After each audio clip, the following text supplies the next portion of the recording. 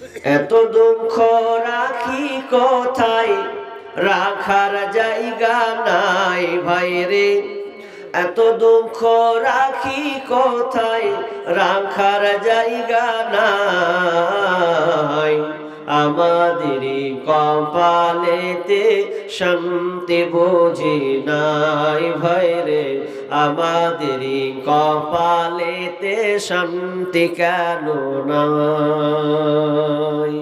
পাঁচ ওয়াক্ত নামাজ পড়ে কপালে তার দাগ, মক্কাতে যাই নামের আগে লাগাই হাজি সাহেব।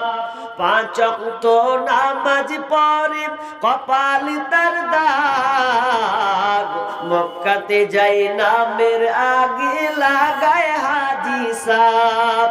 চায়ের দোকানে বসে হাজি টেলিভিশন চাই ভাইরে। চায়ের দোকানে বসে হাজি টেলিভিশন চাই। হিন্দি গানের তালে তালে পা দুটি নাচাই ভাইরে। আমাদেরই কপালেতে শান্তি কেন নাই। এত দুঃখ রাখি কোথায়, রাখার জায়গা নাই ভাইরে। এত দুঃখ রাখবো কোথায়, রাখার জায়গা নাই।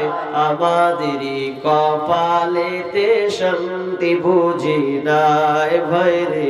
আমাদেরই কপালেতে শান্তি কেন নাই। সুদে ঘুষে জীবন কাটে করে দুর্নীতি, এমন লোক হয় যদি মাদ্রাসার সভাপতি। সুদে ঘুষে জীবন কাটে করে দুর্নীতি, এমন লোক হয় যদি মসজিদের সভাপতি। ভাইরে হক কথা বলতে গেলে মৌলবীর চাকরি নাই ভাইরে। সত্য কথা বলতে গেলে মোল্লার চাকরি নাই। আমাদেরই কপালেতে শান্তি বুঝি নাই ভাইরে। আমাদেরই কপালেতে শান্তি বুঝি নাই। সমাজেতে অসঙ্গতি বলবো কত আর, গায়ের জোরে বিচারপতি ঘুষেরই কারবার। সমাজেতে অসঙ্গতি বলবো কত আর, গায়ের জোরে বিচারপতি ঘুষেরই কারবার। টাকার লাগি গরিব দুঃখী বিচার নাহি পায় ভাইরে। টাকার জন্য গরিব দুঃখী ইনসাফ নাহি পায়। আমাদেরই কপালেতে শান্তি বুঝি নাই ভাইরে।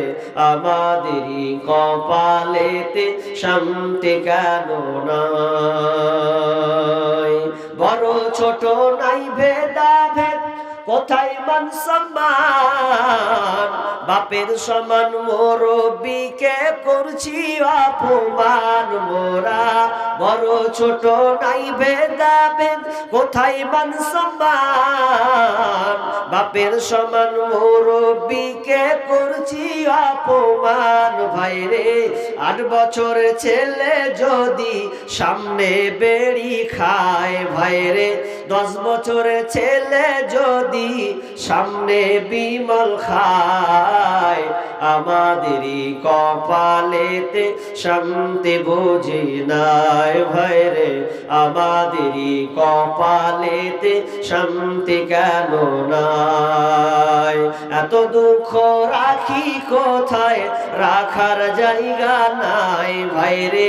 এত দুঃখ রাখবো কোথায়, রাখার জায়গা নাই। আমাদেরই কপালেতে শান্তি বুঝি নাই ভাইরে। আমাদেরই কপালেতে শান্তি কেন নাই। লিল্লাহি তাকবীর। বাপ রে বাপ। ফুটবল ময়দান হলে খালি দেখতেন কি কারিশমা চলতো। হ্যাঁ জি, হবে, ট্রাই করবো নাকি আবার? লিল্লাহি তাকবীর। 100তে 25 গেলে 75 আরো ডুবে আছে, সম্পূর্ণ দিতে হবে। আচ্ছা বাদ দেন ওগুলা কথা, যারা বিয়ে করেছেন তারা দেন, আর যারা করেননি ওরা চুপ থাকেন। দেখি আপনাদের বিয়েদারির তাজ মানে কতটা পাওয়ার আছে। কি বলেন বুঝতে পেরেছেন তো? যারা বিয়ে করেছেন তাদের স্লোগানটা দেখবো আওয়াজ কেমন আছে, যারা করেননি ভাই চুপ থাকেন, দেখেন আর কতখানি ক্ষমতা আছে। ট্রাই করি, লিল্লাহি তাকবীর। তো কি যে বিহাদারি তাও দিলে জি। আচ্ছা জায়গা, এবার যারা বিয়ে করেননি ওদেরটা শুনবো এবার, নাকি বলো না? যারা বিয়ে করেননি ওদেরটা দেখি কেমন তেজ আছে না জি। লিল্লাহি তাকবীর। তো কই হলো জি সমান সমান, তাহলে আচ্ছা জায়গা হাফ হাফ তো হলো, এবার একসাথে লাগান তাহলে জোর তো। বিহাদারি আর বিনা বিহাদারি, ম্যারিড আনম্যারিড দুটোই একদম একসঙ্গে দেন তো দেখি। রাত তো 11টা বাজতে এলো।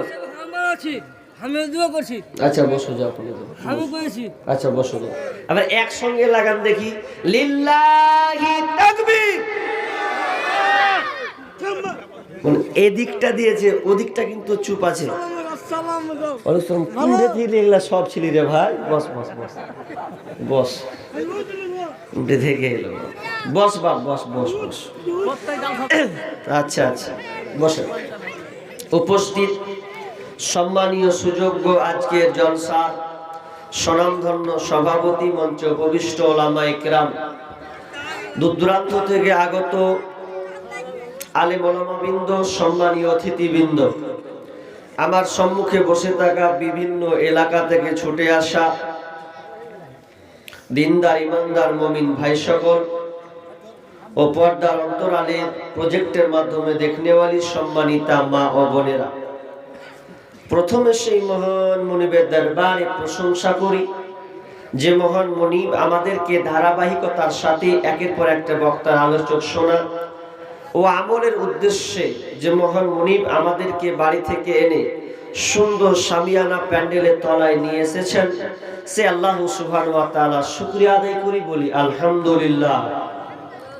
অতঃপর শান্তি বর্ষিত হোক সকল নবীদের উপর, বিশেষ করে আমাদের শেষ নবী জনাবে মুহাম্মদুর রাসূলুল্লাহ, আমরা সকলেই বলি সাল্লাল্লাহু আলাইহি ওয়াসাল্লাম।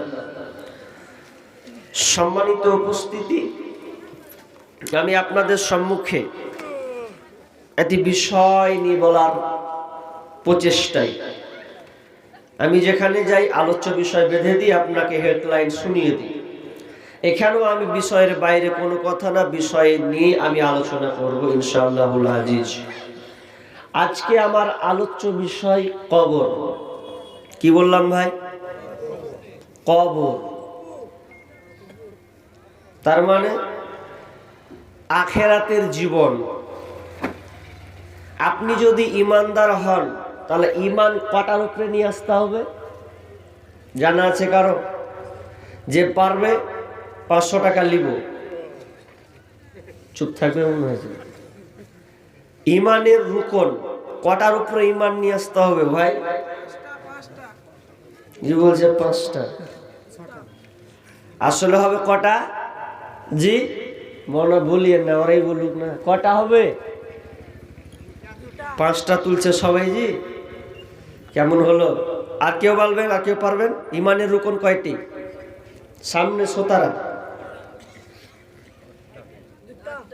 6টি। মাশাআল্লাহ, 6টা। তার মধ্যে একটা হচ্ছে আখেরাত, তাই তো? মানে পরকাল, ইহকাল পরকাল।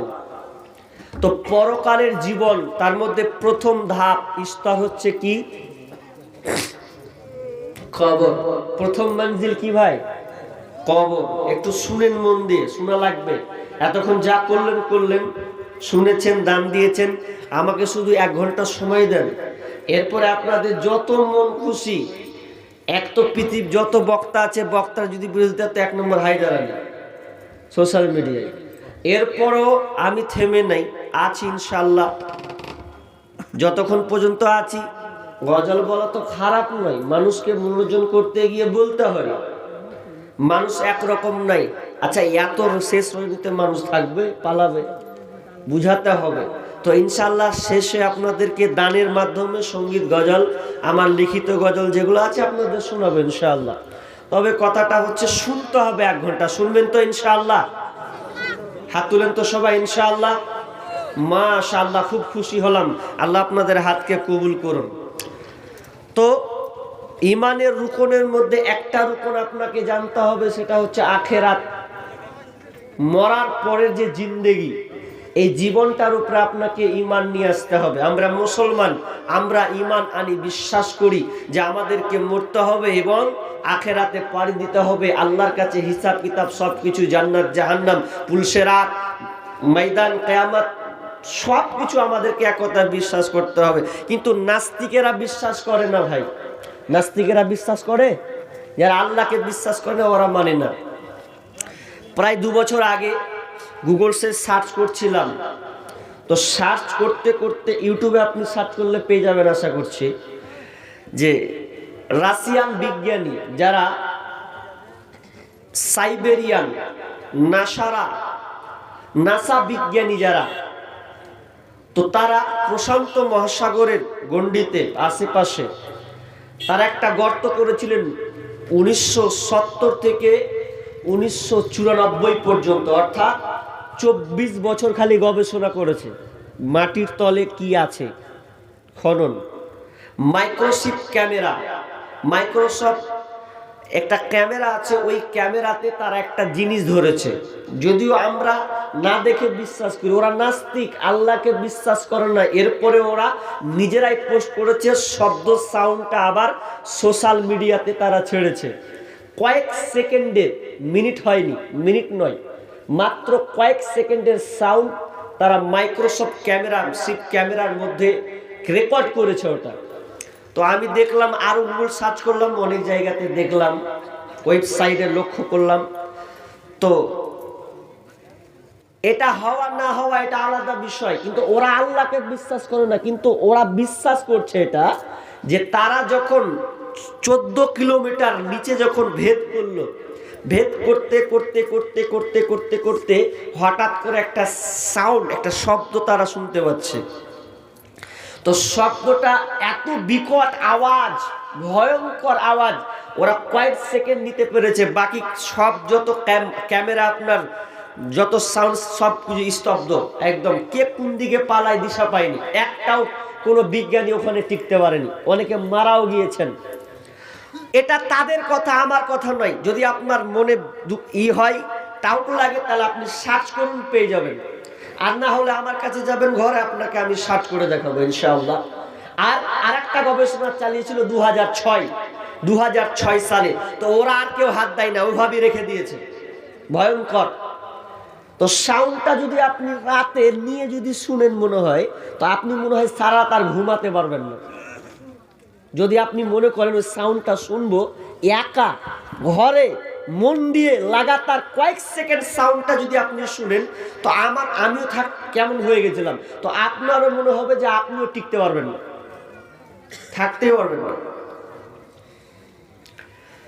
তো আখেরাত বিজ্ঞানীদের কথা বাদ দেন, ওদের কথা হতে পারে, ওরা বানাতে পারে যা ইচ্ছা তা, কিন্তু আমরা মুসলমান, আমরা বিশ্বাস করি মরার পরে জীবন আবার শুরু হবে, হিসাব নিকাশের দিন।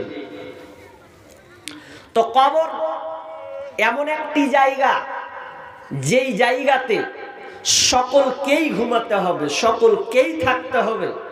আর কবর কত কঠিন জায়গা, আপনি আশ্চর্য হয়ে যাবেন। একজন সাহাবীর নাম বলবো মিডিলে, সাহাবীর অন্তত ঘটনাটা শুনবেন, দিয়ে বাড়ি যাবেন। যদি ভালো না লাগে তো অন্তত ঘটনাটা শুনে বাড়ি গিয়ে একটু ঘুমিয়ে যাবেন। ঘুমিয়ে গভীরে ভাববেন যে আমি আজকে কি আলোচনা শুনলাম, একটু মন দিয়ে ভাবি তো, দেখবেন আপনার ব্রেন খুলে যাবে ইনশাআল্লাহ।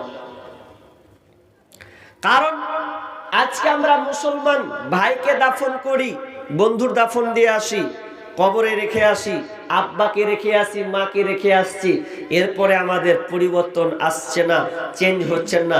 আসলে আমরা অত গভীরে যাইনি। আজকে আমি আপনার গভীরে মগজ ধোলাই করব, আপনি খালি ধৈর্য সহকারে বসুন।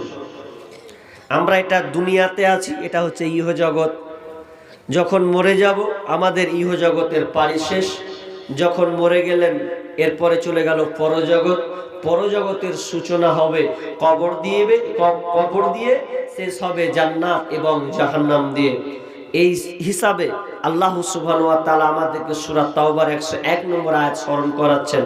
আল্লাহ বলছেন, বিসমিল্লাহির রহমানির রহিম, সানুআযিবুহুম মাররাতাইন সুম্মা তুরাদ্দুনা ইলা আযাবিন আযীম। আল্লাহ সুবহানাহু ওয়া তাআলা বলেন, আমি তোমাদেরকে অচিরে বারবার মারব, বারবার তোমাদেরকে মারব। সুম্মা তুরাদ্দুনা ইলা আযাবিন আযীম, এবং তোমাদেরকে মহা কঠিন শাস্তির দিকে তোমাদেরকে নিয়ে যাওয়া হবে। আল্লাহ তাআলা এখানে দুইটি বিষয় তিনি আলোকপাত করেছেন। প্রথম নম্বরে বলেছেন সানুআযিবুহুম মাররাতাইন, আমি তোমাদেরকে দুইবার মারব, তোমাদেরকে বারবার মারব। তার মানে আল্লাহ তাআলা কবরের মারের কথা বলছেন। তোমাদেরকে কবরে আযাব দেওয়া হবে, কবরে তোমাদেরকে শাস্তি প্রয়োগ করা হবে, কবরে তোমার খাবে। সুম্মা তুরাদ্দুনা ইলা আযাবিন আযীম, এবং মহা কঠিন শাস্তির দিকে তোমাদেরকে নিয়ে যাওয়া হবে। সেই শাস্তিটা কোনটা?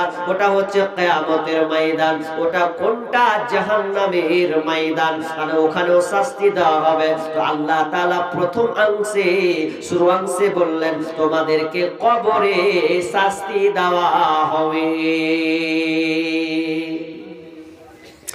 রেহাই নাই। পৃথিবীতে কোনো লোক বলতে পারবে না, আর বলার ক্ষমতাও নাই যে কবরে আমি ঢুকবো না, যাব না। কবর এমন একটি জায়গা, এর কোনো বিভাজন নাই, পার্থক্য নাই। পার্থক্য আছে জি। ভালো লোক হলেও ওকে কবরে যেতে হবে, খারাপ লোক হলেও ওকে কবরে যেতে হবে। ভালো হও আর মন্দ হও, বিখ্যাত হও আর কুখ্যাত হও, যাওয়া লাগবে। যাব না এ কথা বলার কেউ নাই। দিল চাহে या না চাহে জানা পড়েগা, দিল মানে या না মানে জানা পড়েগা। তোমার মন মানুক আর মন না চাহুক তবুও তোমাকে যেতে হবে। কবরের ভাগ নাই, বিভাজন নাই। আমাদের পূর্বে যতজন মারা গিয়েছে সকলকে কবরে পাড়ি দিতে হয়েছে। এবার একটা প্রশ্ন করতে পারেন, মাওলানা আপনি বললেন সকলকে কবরে ঢুকতে হবে, এটা কেমন করে? যে মানুষ যে পৃথিবীতে আছে, হিন্দু আছে, খ্রিস্টান আছে, বৌদ্ধ আছে, জৈনরা সবাই তো আছে, এরা তো সবাই মাটি দেয় না। হিন্দু যারা আছে ওরা তো পুড়িয়ে দেয়, হিন্দু যারা আছে অনেকে পানিতে ভাসিয়ে দেয়। তো ওদের কবর কিভাবে হলো? ওই জন্য বিশ্বনবী বলছেন এদের দ্বিতীয় নাম দেওয়া হয়েছে বারজাখ। বারজাখ বিশ্বনবীর ভাষা, কবরকে বারজাখ বলা হয়েছে। বারজাখ মানে মৃত্যুর পরের স্থান, মরার পরের স্থানকে বারজাখ বলা হয়। তার মানে একটা লোককে যদি বাঘে খেয়ে নেয় আর বডিটা যদি আপনি না পান, লাশ যদি আপনি খুঁজে না পান, ওটাই তার কবর হয়ে যাবে। যদি কোনো মানুষকে নদীতে ভাসিয়ে দেওয়া হয়, লাশটাকে যদি খুঁজে না পাওয়া যায়, ওটাই তার কবর হবে। যদি কোনো মানুষকে পুড়িয়ে ছারখার করে দেওয়া হয়, ওটাই তার কবর হবে। কারণ বারজাকি জীবন বলা হয়েছে। তার মানে কবর থেকে কেউ রেহাই পাবে না। ভালো করে শুনেন একটু, কবরে সবাইকে থাকতে হবে। আচ্ছা, জান্নাতে কি সবাই যাবে? হাজি, জান্নাতে সবাই যাবে? যাবে না। কারা যাবে? ভালো লোক জান্নাতে যাবে, তাই তো? আর কি বলছে রে? জাহান্নাম জাহান্নাম, জাহান্নাম মানে আগুন। আচ্ছা, জাহান্নামে কি সবাই যাবে না? কারা যাবে? যারা মন্দ লোক, খারাপ লোক, তারা জাহান্নামে যাবে। তাহলে জান্নাতের গ্রুপ আছে, জাহান্নামের গ্রুপ আছে, কিন্তু কবরে গ্রুপ আছে জি নাই। সবাই ঘুমাও, সবকে সাথ নিতে হবে। তাহলে জাহান্নামের গ্রুপ কেমন গ্রুপ? জান্নাতে সবকিছু থাকবে না, জান্নাতে সবকিছু থাকবে না। জাহান্নামীরা যখন জাহান্নামে যাবে চিৎকার করবে আল্লাহ,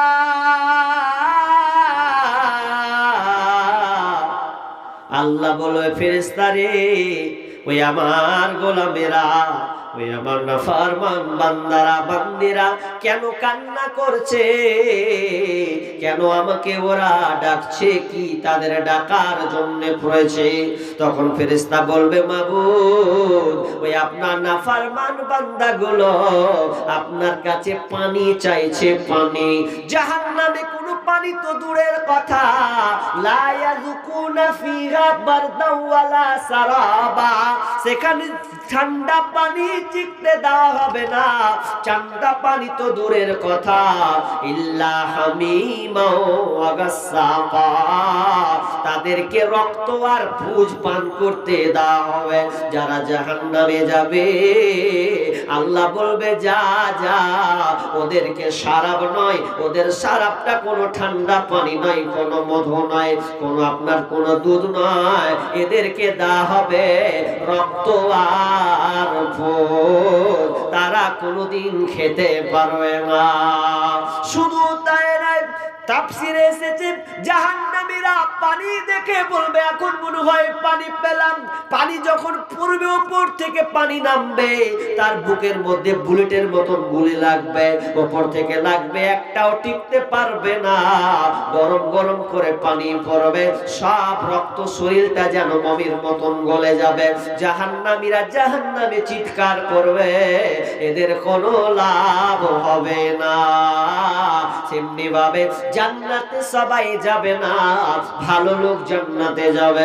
দুনিয়াতে যারা আল্লাহকে ভয় করে পুরো জীবনকে চালিয়েছে, নবীর তরিকা অনুযায়ী চলেছে, তারা কেবল জান্নাতে যাবে।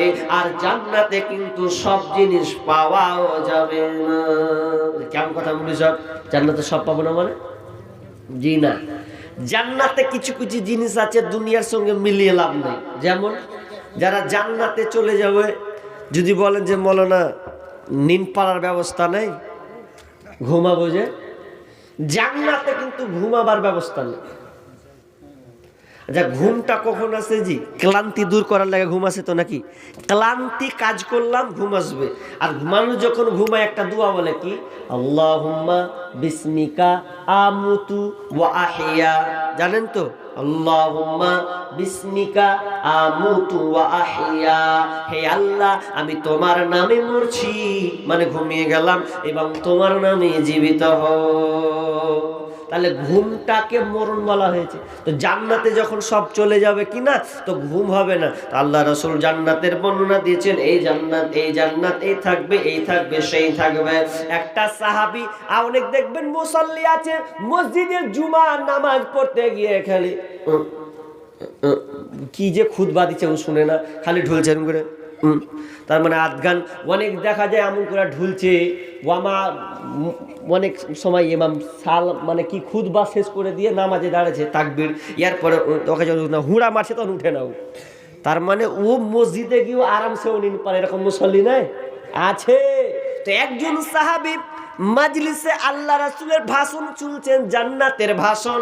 তো জান্নাতের ভাষণ শুনতে শুনতে শুনতে ঘুমের ঘরে বলছে, বিশ্বনবী জান্নাতের বর্ণনা করতে গিয়ে সাহাবী বলছেন, ইয়া রাসূলুল্লাহ, জান্নাতে কি ঘুমাবার ব্যবস্থা নেই? ঘুমের টোলে ঘুমের কথা বলছে জি। তো ঘুমের ব্যবস্থা কি থাকে জি? হুঁশ থাকে তো না। জান্নাতে ঘুমাবার ব্যবস্থা নাই। কেন নেই? আপনি যখন জান্নাতে ঢুকবেন প্রথম চান্সে হুর থাকবে, ডান দিকে বাম দিকে সামনে ওই দিকে হুর এই দিকে হুর, ডাকতে লাগবে হালান সাহালান, এই দিকে আসো এই দিকে আসো, ডাকবে হুরেরা আপনাকে। একটা হুরের সঙ্গে কথা বলতে লাগবে 20 বছর, কেউ বলছেন 20,000 বছর, 20,000 বছর পর্যন্ত লেগে যাবে। একটা হুর আর একটা হুর বলবে খালি ওয়াসপতি খালি গল্প করবে, আমি তো দাঁড়িয়ে আছি, ওকে আবার ডাকবে। এ করতে করতে করতে করতে আপনার মনে হয় কয়েক মিনিট কথা বললাম, কিন্তু কয়েক হাজার বছর চলে গেছে, আপনাকে টের কিছুই মনে পড়বে না। তার মানে জান্নাতে আপনি সব পাবেন না, আরামদায়ক আপনাকে দেওয়া হবে, যেটা খাবার ইচ্ছা হবে সেটাই আপনি পাবেন। তাহলে জান্নাতের গ্রুপ আছে, জাহান্নামের গ্রুপ আছে, কিন্তু কবর এমন একটি জায়গা, ডানেতে কাঁদিবে মাতা, বামেতে পরম পিতা, পদতলে প্রিয়সী অঝোর নয়নে, ছাড়িয়া ভাবের ভাব যাইবি কেমনে, আজরাইল আসিয়া বলিবে, মালাকুল মউত আসিয়া বলিবে, চলো হে মরণে। মরবেন, কবরে চলে গেলেন। তার মানে কবর খুব খাতারনাক জায়গা। এই কবরে সবাইকে ঢুকতে হবে, কেউ বাঁচার কোনো কারো রেহাই নাই।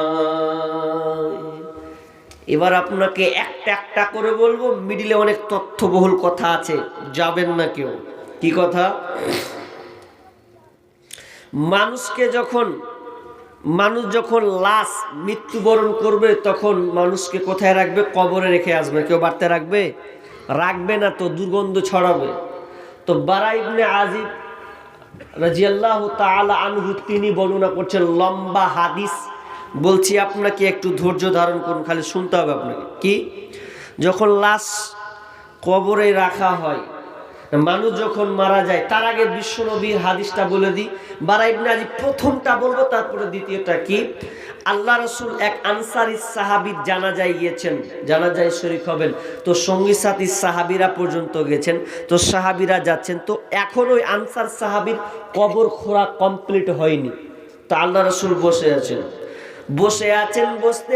বসতে এমন ভাবে বসে আছেন মনে হয় যেন মাথার উপরে পাখি বসে আছে। স্তব্ধ অবস্থায়, কোনো কথা নাই, কোনো নড়াচড়া নাই। এখনো ওই আনসার সাহাবীর কবর খোঁড়া হয়নি। সাহাবীরা বলছেন এমন ভাবে যেন নবী বসে আছেন, এমন ভাবে যেন আমরা বসে আছি, যাতে যেন আমাদের উপরে পাখি বসে আছে, স্তব্ধ হয়ে আছে, একদম স্তব্ধ। এমন সময় বিশ্ব নবীর হাতে আপনার কিনা কিছু খড়ি নিয়ে আছেন, আর ওই খড়িটা নিয়ে মানুষ দাগ যেমন কাটে, খড়ি নিয়ে মানুষ দাগ কাটে মাটিতে, বিশ্ব নবী খড়ি দিয়ে দাগ কাটতে আছেন। আর দাগ কাটতে কাটতে কাটতে হঠাৎ করে বলছেন, ও সাহাবীরে, তোমরা কবর থেকে পরিত্রাণ চাও, কবর থেকে তোমরা পরিত্রাণ চাও। আমরা সঙ্গে সঙ্গে বললাম আলহামদুলিল্লাহ, আমরা কবরে আযাব থেকে সঙ্গে সঙ্গে আমরা পানা চাইতে লাগলাম। কবর থেকে তোমরা পানা চাও কেন? শুনে নাও, কবরটা কত কঠিন জায়গা। কবর এমন একটা জিনিস, এমন একটা জায়গা, কবর প্রতিদিন বলে আমি হচ্ছে একাকিত্বের ঘর, এককের ঘর, আমি হলাম সাপ বিচ্ছুর ঘর। কবর প্রতিদিন ডাকে আর বলে আমি হচ্ছি অন্ধকার ঘর। যখন যে আসবে সাবধানে আসবে, কবর যে ঢুকবে সাবধানে আসবে, আমল নিয়ে আসবে। আমি ভয়ঙ্কর একটি কবর, ভয়ঙ্কর একটি জায়গা। ও কবর ভয়ে যান কেঁপে মরে, তবু কেন ডাকিস, আয় মোরা কলার ঘরে। ও কবর ভয়ে যান কেঁপে মরে, তবু কেন ডাকিস, আয় মোরা কলার ঘরে। বাঁধনে পড়ে যে গেল আর এলো না ফিরে, তবু কেন ডাকিস আয় আয় মোরা কোলার ঘরে। কবর প্রতিদিন ডাকে, প্রতিদিন আপনাকে বলে সতর্ক হয়ে যা। আজকে তুমি কমাটির উপরে খুব লাপাচ্ছ, পিকনিক মানাচ্ছ, বক্স বাজাচ্ছ, খুব মজা লাগছে। কবর বলছে সেদিন তোকে আমি গিনে নেব, যেদিন তুই কবরে আসবি সেদিন আমার পেটের মধ্যে আসবি, সেদিন তোকে মাটির উপরে কোদার স্বাদ বুঝিয়ে দেব, ডিজে বাজার তোর নকশ তোর শখ আমি ভুলিয়ে দেব। আমি এমন একটা কবর আমি কাউকে ছাড়িনি, নমরুদ হামান ফেরাউনকে ছাড়িনি, এমনকি নবীদের পর্যন্ত আমার কাছে শুতে হয়েছে, আমার কাছে পর্যন্ত আসতে হয়েছে। আমি ভয়ঙ্কর একটি জায়গা, তোমরা সতর্ক হয়ে যাও। বিশ্বনবীর ঘটনা এখনো শেষ হয়নি। আল্লাহ বলছেন তোমরা কবর থেকে পরিত্রাণ চাও, পরিত্রাণ চাও কবর থেকে। ভয়ঙ্কর বিশ্বনবী বলছেন যখন একজন মাইয়াত যখন মারা যাবে মালাকুল মউত হাজির হবে এবং তার সামনে আপনার কি নাম সূর্যের মতন চকচকে বর্ণের সাদা বর্ণের একজন ফেরেশতা এসে হাজির হবে। ওই ফেরেশতা যখন হাজির হবে মালাকুল মউত তখন তার জানটাকে যখন বের করবে, জানটাকে যদি সে ভালো ব্যক্তি হয়, ভালো ঈমানদারওয়ালা হয়, তখন ওই নাপনা মালাকুল মউত বলবে ইয়া আইয়াতুহান নাফসুল মুতমাইন্না, ওরে পবিত্র আত্মা, প্রশান্ত আত্মা, তুমি যে ফিরেছো রবের দিকে, তোমার রবের প্রতি তোমার উপরে সন্তুষ্ট আছে। যখন তাকে সুন্দর করে যখন আত্মাটাকে বের করা হবে, আত্মা যখন বের হবে সুন্দর করে, সঙ্গে সঙ্গে কেমন বের হবে, একটা মায়েরা যেমন কলসিকে ঢালে পানি যেমন গিলাসের সঙ্গে সঙ্গে বেরিয়ে যায়, ওই রকমই একটা মুমিনের আত্মা যখন বের হবে সঙ্গে সঙ্গে ওই ফেরেশতাদেরকে হাতে দেবে। কাদেরকে? যাদের আপনার কিনা হাতে আপনার কিনা কাপড় থাকবে, সুগন্ধি কাপড়, সেই সুগন্ধি এত সুগন্ধি এত সেন্ট ছড়াবে, তাকে যখন চাদরে কাপড়ে যখন দেওয়া হবে মুড়ে নিবে, মুড়ে নেওয়ার পর তারা আসমানের দিকে উঠতে থাকবে। উঠতে উঠতে উঠতে উঠতে প্রথম আসমানে যাবেন, আর ফেরেশতারা বলবে এটা কার আত্মা, এটা কার আত্মা? তখন বলবে ফুলান ইবনে ফুলান, উমুকের বেটার, উমুকের। এই লাস্ট আত্মা, সুন্দর আত্মা, এত সুন্দর আত্মা কার? আসমানের দরজা খুলে দাও। তার জন্য আসমানের দরজাকে খুলে দেওয়া হবে। 1 আসমান, 2 আসমান, 7 আসমান পর্যন্ত যখন আত্মাটাকে নিয়ে যাওয়া হবে তখন আল্লাহ বলবেন কাল্লা ইন্নাল কিতাবা আবরারি লাফি ইল্লিন, এই আত্মা, এই বান্দার আত্মাটা তোমরা ইল্লিনে লিখে দাও। এবং কি আল্লাহ বলবেন মিনহা খালাকনাকুম ওয়া ফিহা নুঈদুকুম ওয়া মিনহা নুখরিজুকুম তারাতান উখরা। এবং আল্লাহ বলবেন আমি ওকে মাটি থেকে তৈরি করেছি, ওকে মাটি থেকে আবার মাটি যেতে হবে, আবার মাটি থেকে পুনরুত্থান তাকে করানো হবে, আবার তাকে বের করা হবে। অতএব যেখানকার জায়গা লাশকে তোমরা সেখানে সুন্দরভাবে রেখে আসো, আবার মাটি দিবে। আর যদি খবিস আত্মা হয়, খবিস আত্মা, চা দিয়েছেন, যদি খবিস আত্মা হয়, বেঈমান হয়, দেশের নম্বর বেঈমান, যার নাম কোনো সুনাম ছিল না, যাকে মানুষ ভালোবাসতো না, ডাকাত, মাস্তান, এত বেঈমানের বাচ্চা বেঈমান। আমরা যদি ওকে বলি বেঈমান, বেঈমান তো লোক হয়তো আমাকে মেরে দিত, কিন্তু সেই দিনকে বলা হবে ইয়া আইয়ুহান নাফসুল মুতমাইন, ইয়া আইয়াতুহান নাফসুল খাবিসা, এ খাবিস আত্মা বের হ, ওরে মন্দ আত্মা বের হ, খবিস জান বের হ। সহজে বের হতে চাইবে না ওই বেঈমান। যখন বের হবে না, জোর করে ছিকড়ে তাকে বের করা হবে।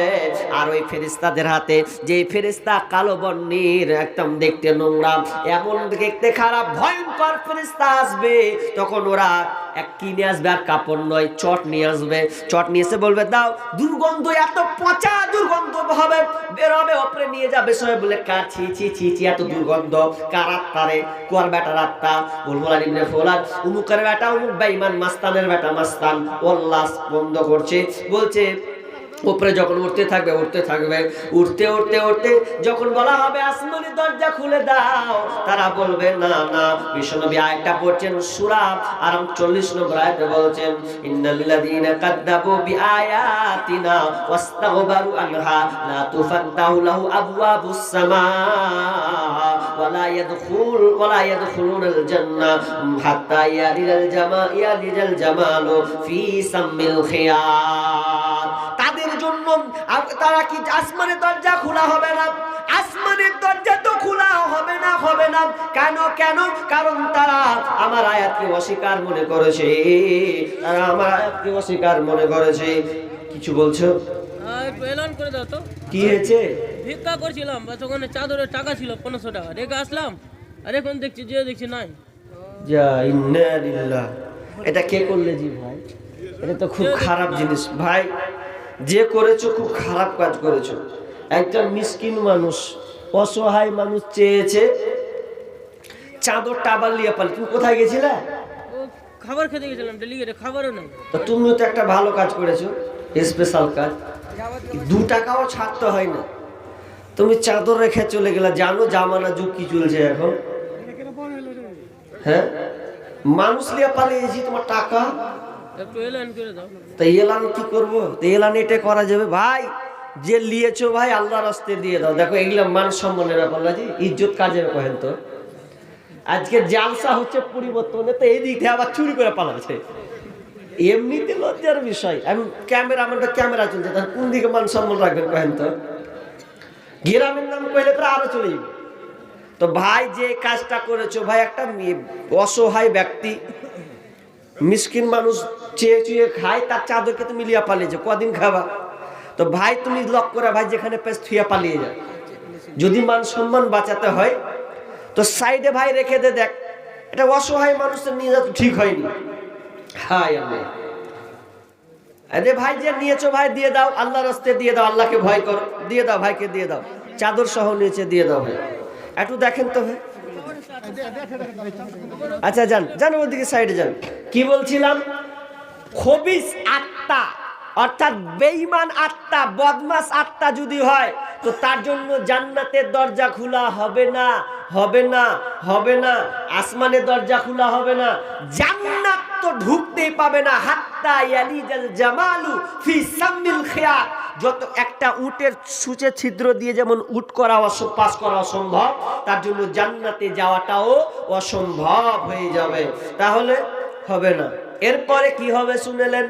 বারা ইবনে আজিব রাদিয়াল্লাহু তাআলা আনহু বলেন, শুধু তাই নয়, যখন তাকে ছেড়ে দেওয়া হবে জমিনের উপরে, ভালো লোক যে প্রথমে তাকে ঘুমিয়ে দেওয়া হলো, ওই লোকটাকে আবার উঠানো হবে। উঠার পর ইদা উলিয়াল মাইয়াতু ফিল কবরি, যখন কবরে রাখা হয়, মাইয়াতকে যখন কবরে রাখা হবে, আতাহু মালাকানি, 2 জন ফেরেশতা আসবে। কবরে এসে বলবে, ফায়াকুলানে, তারা বলবে, মান রাব্বুকা মা দীনুকা ওয়া মান নাবিয়ুকা। 3খানা প্রশ্ন করা হবে। মান রাব্বুকা মা দীনুকা ওয়া মান নাবিয়ুকা। যারা ভালো ব্যক্তি হবে তারা সঙ্গে সঙ্গে 3খানা প্রশ্ন দেবে, উত্তর দেবে। যখন বলা হবে মান রাব্বুকা, তোমার রব কে, সঙ্গে সঙ্গে বলবে রব্বি আল্লাহ, আমার রব হচ্ছেন আল্লাহ। মা দীনুকা, ওহে তোমার দিন কি ছিল, কোন দিনটাকে তুমি প্রাধান্য দিয়েছিলে? যদি সে ইসলামকে মেনে চলতো তখন বলবে দিনুল ইসলাম, আমার দিন ছিল ইসলাম। ওয়ামান নাবিয়ুকা, তোমার নবী কে? মাহাদার রাজুল, এই লোকটাকে বলো। সঙ্গে সঙ্গে বলবে নবী মুহাম্মাদুর রাসূলুল্লাহ সাল্লাল্লাহু আলাইহি ওয়াসাল্লাম। সঙ্গে সঙ্গে 3খানা প্রশ্ন যখন করে দেবে, প্রথম 4 নম্বর তাকে প্রশ্ন করা হবে, বলো ও হে পবিত্র আত্মা, এটা তোমার দ্বারা কি করে সম্ভব হলো? সঙ্গে সঙ্গে বলবেন, আমি আল্লাহর কিতাব পড়েছি, কিতাব পড়ে তার উপর আমি ঈমান এনেছি, ঈমান এনে আমি বাস্তবায়ন করেছি। তখন বলবে, ওই জন্য তুমি খবর, এই যে প্রশ্নের উত্তর তুমি দিতে পেরেছ, ঘুমিয়ে যাও। আমার আল্লাহ বলবেন, বাস বাস, ও বান্দাকে সুন্দর করে ঘুমিয়ে দাও, জান্নাতের দরজাটা খুলে দাও। তার শরীরে দুনিয়ার মানুষ ওকে মাত্র সাদা কাপড় পরিয়েছে, সাদা কাপড় পরিয়ে তারা মাটি দাফন করেছে। আল্লাহ বলছে, না না ফেরেশতা, সাদা কাপড় নয়, দুনিয়ার মানুষ না হয়ে সাদা পোশাক পরিয়েছে। ওরে আমার ফেরেশতা, ওই লোককে, আমার আসল বান্দাকে, খাঁটি বান্দাকে তোমরা জান্নাতের পোশাক পরিয়ে দাও, জান্নাতি বিছানা বিছিয়ে দাও, জান্নাতের দরজাটা ওপেন করা দাও। যখন শুয়ে শুয়ে সে জান্নাতের আভাস, সুন্দর আরামদায়ক সুগন্ধ, সুআরামদায়ক পরিবেশের অনুকূলে তার দৃষ্টি সীমা পর্যন্ত থাকবে এবং সে ঘুমিয়ে যাবে। আর যদি মন্দ হয়, যদি দুনিয়াতে নাফরমান হয়, আল্লাহকে মানেনি, তখন যাকে বলা হবে, মান রব্বুকা, তোমার রব কি? হা হা লা আদরি, হা হায় হায় আফসোস, লা আদরি, আমি কিছুই জানি না, আমি কিছুই জানি না, শুধু হায় আফসোস করবে। ওমান মা দিনুকা, তোমার দিন কি? একই কথাই আফসোস। ওমান নাবিয়ুকা, 3টি প্রশ্ন পারবে না, ফেলিয়ার হয়ে যাবে বন্ধুরে, সে আর উত্তর দিতে পারবে না। তখন আল্লাহ সুবহানাহু ওয়া তাআলা, তার মধ্যে আবার আল্লাহ সুবহানাহু ওয়া তাআলা একজন ফেরেশতা নিযুক্ত করবেন, পাঠাবেন। ফেরেশতাটাকে চোখে দেখে না, কানেও শুনে না, চোখেও দেখে না, কানেও শুনে না, ওই রকম ফেরেশতা পাঠানো হবে। ফেরেশতা কি করবে? তারাতে একটা হাতুড়ি থাকবে, যেই হাতুড়ির ওজন, যেই হাতুড়ির মার যদি একটা পাহাড়ের উপরে মারা হয়, ওই পাহাড় ছিটকে উড়ে যাবে, পাত্তা পাওয়া যাবে না। সেই রকম ওজনের আপনার কিনা হাতুর, যে হাতুরে পাহাড় বিক্ষিপ্ত হয়ে যাবে, সেই হাতুর দিয়ে আপনাকে মারা হবে।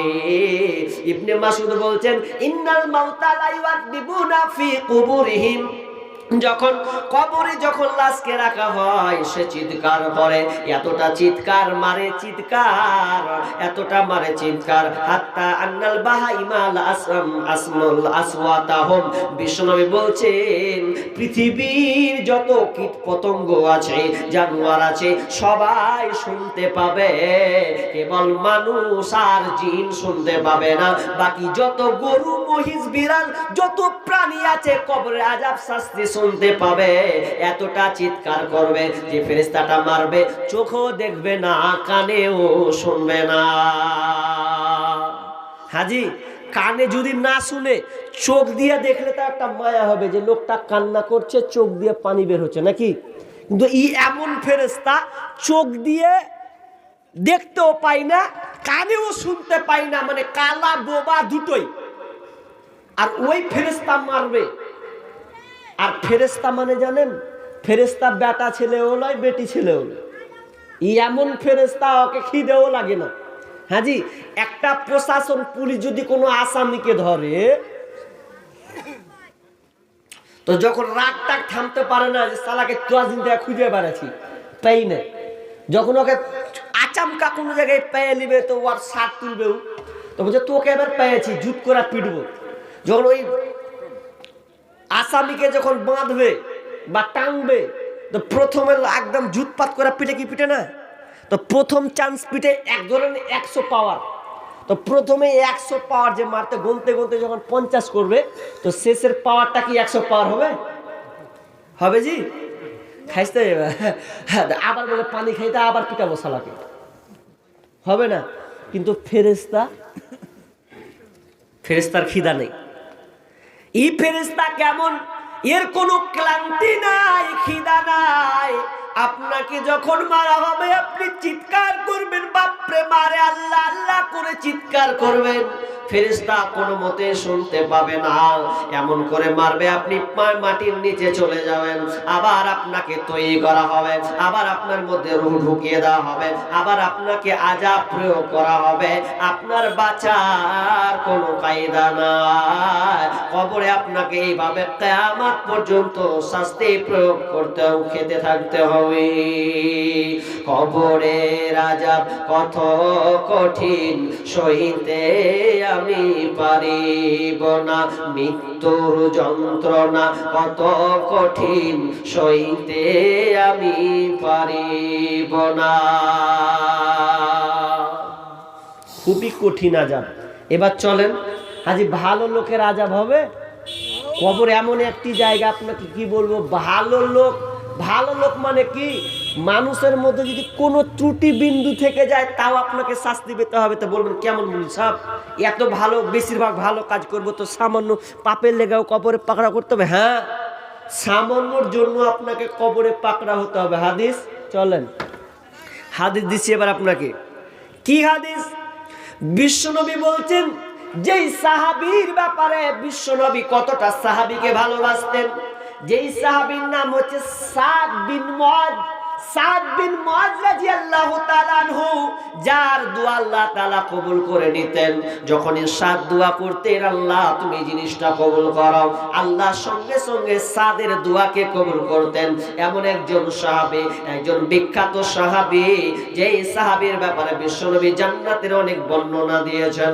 সাদ বিন মুআয যেদিনকে মারা যায়, যেদিন তিনি মারা যায়, তিনি বিষ্ণু বলছেন, হাদাল্লাযী তাহাররাকা লাহুল আরশ, হাদাল্লাযী তাহাররাকা লাহুল আরশ।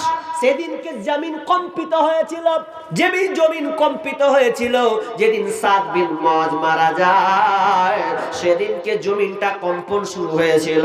কোন নবীর ব্যাপারে কিন্তু বর্ণনা পাওয়া যায় না যে জমিনটা কম্পন হয়েছিল, কিন্তু সাদ যেদিন মারা যায় সেদিনকে জমিনটা কেঁপে উঠেছিল। হাদাল্লাযী তাহাররাকা লাহুল আরশ ওয়া ফুতিহাত লাহু আবওয়াবুস সামা, আসমানের দরজাকে খুলে দেওয়া হয়েছিল। ওয়া শাহিদাহু ৭০,০০০ মিনাল মালাইকা, যেই সাদের জন্য ৭০,০০০ ফেরেশতা জানাজার শরীক হয়েছিলেন, ৭০,০০০ ফেরেশতা যার জানাজায় হাজির হয়েছিলেন। এরপরও বিষ্ণু বলছেন,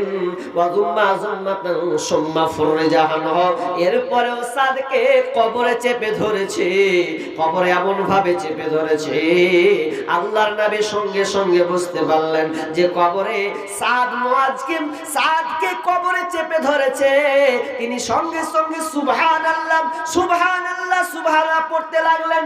বিশ্বনবীর অভ্যাস, বিশ্বনবী যখন কোনো দাফন করতেন বলতেন, ইস্তাগফিরু লিআখিকুম, ভাই তোমরা এই কবরবাসীর জন্য তোমরা দোয়া করো, দোয়া করো, দোয়া করো। কিন্তু আমরা মুসলমান, আমাদের পরিবেশটা পুরো উল্টা হয়ে গেছে।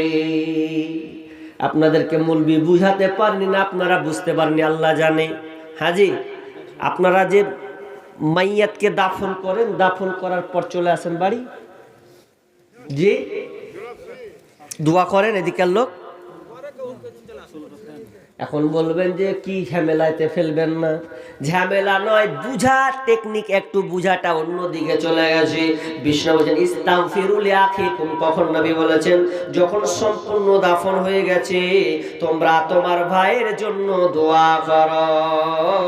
কিন্তু দেখবেন মাটি দিয়ে মানুষ পালিয়ে যায়, মাটি দিয়ে পালিয়ে যায়, দোয়া পর্যন্ত করে না, সম্পূর্ণ কমপ্লিট হয় না, দিয়ে দিয়ে পালিয়ে যায়।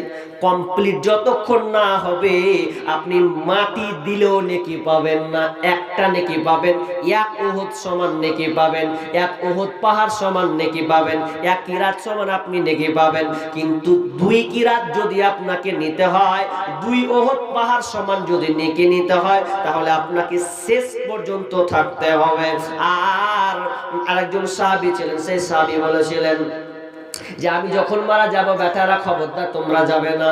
যেমন একটা উটকে জবাই করলে মাংস বিলি বন্টন করতে যতক্ষণ সময় লাগে, বিলি বন্টন করতে যতক্ষণ সময় লাগে, ততক্ষণ পর্যন্ত তোমরা আমার কবরের পাশে থাকিও। কিন্তু আমরা মুসলমান উল্টা বুঝলাম কি, যে মাটি দিয়ে দুয়া নেই তো পালে, খালি এইটাই বুঝে নিয়েছে যে খালি মৌলবি খালি রব্বানা রব্বির হামহুমা কামা রব্বায়ানি সগীরা, আর আপনি বলবেন আমিন, তো আপনার কি লাভ হলো? মৌলবি খালি কাঁদছে রব্বির হামহুমা কামা রব্বায়ানি সগীরা, বুঝে ঠিক বের আব্বার লেগে মনে হয় দোয়া করছে আমিন, মৌলবি খালি চোখের পানি ফেলছে। তো মুসলমান তুমি জানলে না রব্বির হামহুমা তোমার বাপের লেগে লাগেনি, ওর বাপের লেগে লেগেছে। তুমি শুধু আমিন বলছো না, না তুমিও তোমার ভাইয়ের কবরে দাঁড়িয়ে যাও, আরবিতে বলতে পারো না, তুমি বাংলায় বলে দাও আল্লাহ তুমি আমার বাপ ভাইয়ের উপরে রহম করো, আল্লাহ তুমি আমার বাপের উপরে রহম করো, এর সুন্দর করো, প্রশ্নের উত্তরে অটল রাখো, এই দোয়াটা করো আল্লাহুম্মা গফিরলাহু ওয়ারহামহু, আল্লাহ তুমি আমার বাপের উপরে আমার রহম করো, আল্লাহ যে মারা গিয়েছে আমার আত্মীয় স্বজন রহম করো, এই দোয়াটা পারো অন্তত আল্লাহ তুমি ক্ষমা করো রহম করো, এই কথা তো বলতে পারবেন, বলে তারপরে বাড়ি যান। কিন্তু না, কবর কমপ্লিট হয় না সব বাড়ি, যে যে এদিকে কমপ্লিট হচ্ছে ওদিকে ভাত খাওয়া হয়ে গেছে বাড়তে, এরকম ভাবে এরকম না, পরিবর্তন হন, বুঝতে একটু উল্টা শিখে গেছি আমরা। না, আপনি নিজে দোয়া করুন, দোয়া করে সম্পূর্ণ কমপ্লিট হয়ে যাবে, তারপর আপনি বাড়ি যান একটু দোয়া করে। কিন্তু না, আমরা পুরো উল্টা। বিশ্বনবী ইস্তাগফিরুল্লাহ এই দোয়া বলতে বলতেন, সবাইকে দোয়া করতে বলতেন, সেদিনকে কিন্তু এই কথা আর বলছে না সুবহানাল্লাহ সুবহানাল্লাহ আল্লাহু আকবার আল্লাহু আকবার। সাহাবীরা বললেন ইয়া রাসূলুল্লাহ আপনার শব্দ এরকম চেঞ্জ কেন হয়ে গেল? ওরে সাহাবীরা রে, সাতকে চেপে ধরেছে, সাতকে পর্যন্ত কবর ছাড়েনি, তাকে চাপ প্রয়োগ করা হয়েছে, এরপরে তাকে নিষ্কৃতি দেওয়া হয়েছে। তার মানে কবর এমন একটি জায়গা, সাহাবী পর্যন্ত রেহাই পেল না। আমরা তো সাধারণ মানুষ, কেন কেন কেন কেউ কেউ বলেছেন ওই সাহাবীর অপবিত্রতার ব্যাপারে একটু হয়তো ত্রুটি ছিল, কিংবা তার স্ত্রীর সঙ্গে কোনো ত্রুটি বিচ্ছুতি ছিল, এই কারণে হয়েছে। কিন্তু হাদিসে স্পষ্ট আছে, হাদিসে স্পষ্ট আছে, বিশ্বনবী বলছেন যে বিশ্বনবী বিকাবরাইনি ফাকালা, বিশ্বনবী দুইটা কবরের পাশ দিয়ে গেলেন, ফিকামরাইনি ফাকালা ইন্নাহুম্মা লা ইউআদ্দিবান, এবং বললেন এই কবরে শাস্তি হচ্ছে, এই দুইটা কবরে শাস্তি হচ্ছে, ওয়া মা ইউআদ্দিবানি ফি কাবীরিন, বড় কোনো পাপের কারণে শাস্তি হচ্ছে না, এমন কোন কাবিরা গুনাহ করেনি, কি কারণে শাস্তি হচ্ছে? আম্মা আহাদুহুমা, বিশ্বনবী এক নাম্বার করলেন, এক নাম্বার বলছেন লা ইস্তাতিরু মিনাল বাউল, এক নাম্বার হচ্ছে যে প্রথম কবরে শাস্তি হচ্ছে, ওর শাস্তি হওয়ার কারণ ঠিক মতন পেশাব করাতে কন্ট্রোল রাখতো না। এবার ভালো করে শিখেন মশলাটা, কি বলছেন? পেশাব করেন তো না করেন না? পেশাব পেশাব কেমন করে করেন? খাড়িয়ে করেন না বসে করেন? জি হাই হাই, আমাদের সব লেবার খাটা বেটা ছেলেটি যেটি হয় বুঝলেন, লেবারে কলকাতা আর দিল্লিতে খাটেছে বুঝলেন, তো আপনাদের বাড়ি তো ভেতরে, তো আমাদের বাড়ি হচ্ছে ন্যাশনাল হাই রোডের পাশে, 34 সড়ক, জাতীয় সড়ক, পাশে বাড়ি স্ট্যান্ডে, তো অনেক কিছু দেখতে পাই। তো একটা দুটা বলছি, একজনকে দেখি বাস থেকে নামেছে, সবটি মুসলমানের বাচ্চা, সব 22, 21, 22, 23 বয়স। তো পেশাব যখন করছে তো ধরছে, তো হ্যাঁ পেশাব করার তরিকা তো ইসলাম শিখেছে না শিখায়নি? আবু জেহেল বলতো যে তোকে কেমন ধর্ম রে, নবী তোরাকে পেশাব করাও শিখেছে, হাসছে আর কয়েছে, বলছে হ্যাঁ এরই নাম ইসলাম। ইসলাম আমাদের পেশাব করার তরিকাটাও বাতলে দিয়েছেন, শিখিয়ে দিয়েছেন, কেন? যাতে তোমাকে অপদস্থ না হয়, অপমান না হতে হয়। দেখবেন অনেক লোক পেশাব করছে, হ্যাঁ দুজনা নেমেছে বাস থেকে, তো ও ওকে পেশাব করে লাগছে, ও ওখানে খাড়িয়ে আছে, ও ওখানে খাড়িয়ে আছে, ডান হাতে ধরেছে, ও পাইপ ধরেছে ডান হাতে, তা বঁ বঁ পেশাব করছে, আর কদূর আলিবে, ও করছে তুই কদূর আলিবে, ওরা দেখছে, ওয়ারটা দেখছে। তা এটা কোনো ভদ্রতা হলো? যে কি বলে। এবার সব চাইতে আর একটা হাসির কথা কি বলবো আপনাকে, আমাদের বাড়ির সামনে ঘটা, দু জায়গায় বলেছি, আপনাদের দেখলে 3 জায়গা হবে কথাটা, একটু মন দিয়ে শুনেন, দরকার আছে ভাই। হিন্দুরা পেশাব করতে গিয়ে তারা দেখে না কোনখানে করতে হবে, কারণ নিয়ম তরিকা ওদের নাই, কিন্তু ইসলাম আমাদেরকে তরিকা শিখেছেন কিভাবে বুঝবেন। তো একটা লোক বুঝলেন, আমাদের বাইক দুটা রাস্তা, একটা আমাদের এইদিকে রাস্তা, বাম দিকে এটা আমার চাচাদের রাস্তা, এটা আমার আব্বার রাস্তা, দুটা মাঝখানে আছে আর রোড। তো পুরো আমাদের জায়গা ফাঁকা আছে, তো ছেলেরা সবাই ওখানে খেলাধুলা করে থাকে। তো একটা লোককে দেখছি পেশাব করা লেগেছে, বুঝলেন, তো আর বাইকটাও খাড়া করেছে। তো বাইকটা খাড়া করে তো কত যে পেশাব লেগেছে, তা আমি বলছি পেশাব করে তো গাছের আড়ে যা, কলার গাছ গেলা আছে ওগুলোতে যা। তো উ না কি করেছে, তা আমার ঘের দিকে উ সালা পশ্চিম দিকে করছে। তো সম্পূর্ণ তো বুঝা যাবে, যত ছাড়বে বুঝা যাবে একটু যে। এবার যখন কোনখানে পেশাব করতে জানে না, এবার দেখেন পেশাবের নিয়ম না জানা লাত খেতে হবে, এটা স্বাভাবিক। এবার আমার চাচা হচ্ছে চারটা, দুটো আমরা ওইদিকে আছি। তো আমার একটা চাচা ছিল এই 2 নম্বরে, খুবই হ্যান্ডটা করা, উল্টা পাল্টা দেখতে পারতো না। তো এত উল্টা পাল্টা দেখতে পারতো ও চাচা, বুঝলেন, ই কইছে হ্যাঁ হ্যাঁ তুই পেশাব করা তুই জায়গা পালি না, তাহলে এদিকে সব বেটি ছেলে বসা আছে, আর তুই এম করে তুই ওপেন ভম করা পেশাব করছিস মানে। তো চাচাটা আমার টাকি মানুষ, তখন কি করেছে একটা লাঠি লেগেছে, বুঝলি, এত বড় লাঠি। তো পেশাব করে বাহি করবে যাবে, তো লাঠিটা নিয়ে বেচারি দৌড়তে লেগেছে। তো এত জোরে ও খালি পেশাব করা খালি শুরু করেছে, তো শুরু করে কি ছাড়লি তাড়াতাড়ি হয়ে যাবে। আর ওকে যে কত পেশাব করা লেগেছে আল্লাহ জানে, দাঁড়িয়ে দাঁড়িয়ে করছে লাঠি দিয়ে চাচা বলছে সালার বাটা তুই পেশাব করে জায়গা পেছ নেবে। ই করতে করতে মুখের ভাষা খুব খারাপ ছিল, ইয়ে যে মেরে দেবো সালাকে, যেমন যেমন মেরে দেবো হয়েছে। ও দেখছে ওরে বাপরে প্যালি মেরে দিবে, তো হাত করেছে ওখানে, হাত করে চেন মেরে মারলো, গাড়িটা পালা না, উপায় নেই। ও বাকিটা প্যান্টে করেছে না কুণ্ঠে করেছে না, আল্লাহ ভালো যাবে। তো পেশাবের তরিকা জানেনি বলে তো ওকে হালাতটা করতে হয়েছে। ইসলাম আমাদেরকে পেশাব করার নিয়ম নীতিও বলে দিয়েছেন, কিন্তু আমরা হায় হায় পেশাব করার তরিকা শিখলাম না। দেখেন সামান্য কবরের শাস্তি হচ্ছে একটা কবরে কি, তো পেশাব ঠিক মতন না করার কারণে। তার মানে আপনি দাঁড়িয়ে দাঁড়িয়ে করছেন, ওই ছিটা আপনার কাপড়ে লাগছে, আপনি লক্ষ্য করছেন না। অনেক মেয়েরা আছে শীতল সমান জায়গাতে পেশাব করে, সিঁড়ির উপরে দিয়ে ওরা গাম যেভাবে হোক করে, কিন্তু অনেক মেয়েরা কন্ট্রোল করে না। অনেক মা বোন আছেন, মা বোন আপনারাও সতর্ক হন পেশাবের ব্যাপারে। কেননা পেশাব যদি আপনি ঠিক মতন থেকে পবিত্র অর্জন না করেন, মুসলিম শরীফের হাদিস আছে অফিরাতের মধ্যে বিশ্বনবী বলছেন যে অপবিত্রটা পবিত্র থেকে, অপবিত্র থেকে পবিত্র ব্যাপারে যদি না জানে না থাকে, তাহলে ওটার জন্য তাকে শাস্তি আযাব পেতে হবে। অথচ আজকে দেখা যায় মুসলমান দাঁড়িয়ে পেশাব করে, বসে করে না।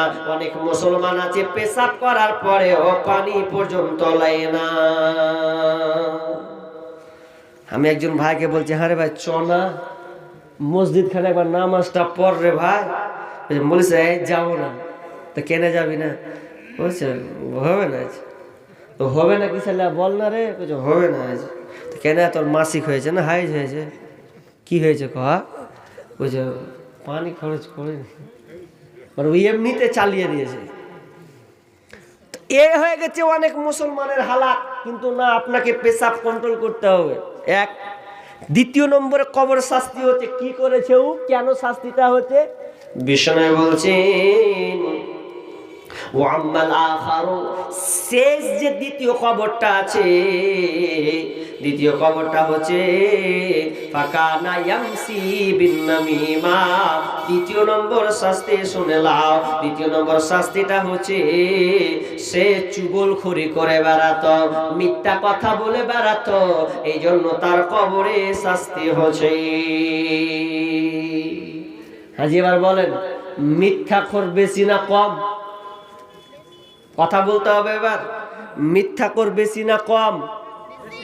বেশি। মানে আমরা মনে করছি এটা মোবাইল, মোবাইল পকেটে ভরছি, এতে ভরছি, ওতে ভরছি, নাকি ছোট্ট জিনিস, কিন্তু বিচারের মাঠে আর হিসাব দেওয়া খুব কঠিন আছে। ছোট মেশিন হতে পারে মোবাইল, কিন্তু এ মোবাইলের জবাব দিতে আপনার মাথা খারাপ হয়ে যাবে। এই ছোট্ট মোবাইলে কত যে গুনাহ করছি, আল্লাহু আকবার। অনেক মা বোন যে কত মিথ্যা কথা বলে, না মিথ্যা কথা বললে এমনি অন্য ছেলের সঙ্গে পালেছে, জি মিথ্যা কথা বলছে বলে এমন ঘটে ঘটে 3 ছেলের মাও তাও পালেছে। পালাই না? আপনাকে মালদার লোক ভালো। হ্যাঁ, এক জায়গায় ওকে ফোন করছে যে হ্যাঁ তুই, ওকে পুছ করছে লাস্টের বেলাতে যে তুই বিয়ে করেছিস কিনা। তো বলছে না জি আমি বিয়ে করিনি। 3 ছেলের মা তা করছে আমি বিয়ে করিনি। মোবাইল এখন কি করবে?